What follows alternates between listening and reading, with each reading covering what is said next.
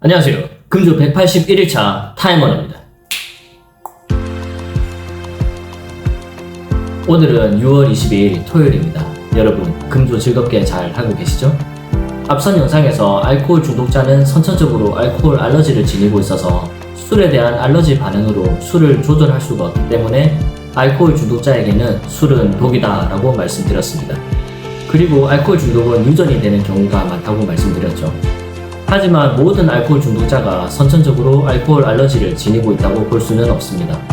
술에 관대한 사회 문화적 요인, 술에 노출되어 있는 환경적 요인 등으로 인해서 잦은 음주와 폭음을 반복하게 되고 이러한 영향으로 뇌가 손상되어서 술을 조절하는 기능을 상실하게 됩니다. 이렇게 상실된 조절 기능은 회복되지 않는데요. 결국 뇌의 손상으로 인해 알코올 중독이라는 불치병이 생기게 됩니다.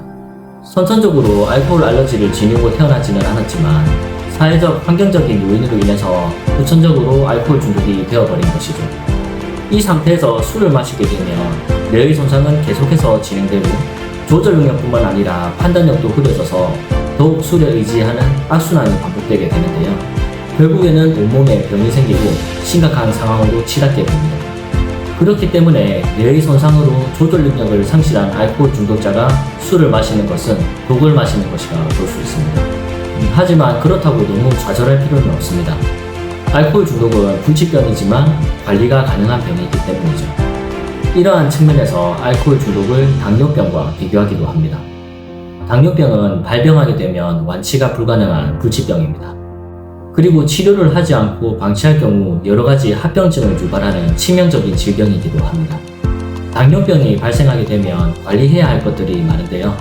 약을 지속적으로 복용해야 하고 생활습관도 개선시키고 음식도 조절해가면서 먹어야 합니다. 대부분의 사람들이 즐겨 먹는 빵이나 과일 같은 음식들이 당뇨병 환자에게는 독이 될 수 있습니다. 대신 이러한 음식을 피하고 꾸준히 관리만 잘한다면 당뇨병으로 인한 합병증은 예방할 수가 있죠.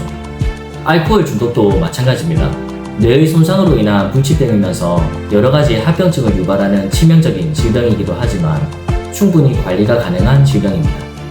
당뇨는 먹지 못하는 음식이 많지만 알코올 중독은 술만 안 마시면 됩니다.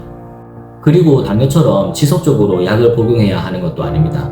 다만 중독의 정도에 따라 입원치료, 약물치료, 심리치료 등이 병행될 수는 있습니다. 오로지 술만 안 마시면 되는 것이니 긍정적으로 생각하면 관리할 것이 적은 질병인 것 같기도 하네요. 오늘은 후천적인 관점에서 알코올 중독자에게 술이 독인 이유에 대해서 살펴봤는데요. 술은 남들에게는 즐거운 기호식품일지라도 술을 조절하지 못하는 알코올 중독자들에게는 치명적인 독이다라는 것을 다시 한번 말씀드리면서 오늘 영상을 마치겠습니다. 금주, 함께하면 외롭지 않게 얼마든지 즐겁게 할 수 있습니다. 우리의 금주를 응원합니다.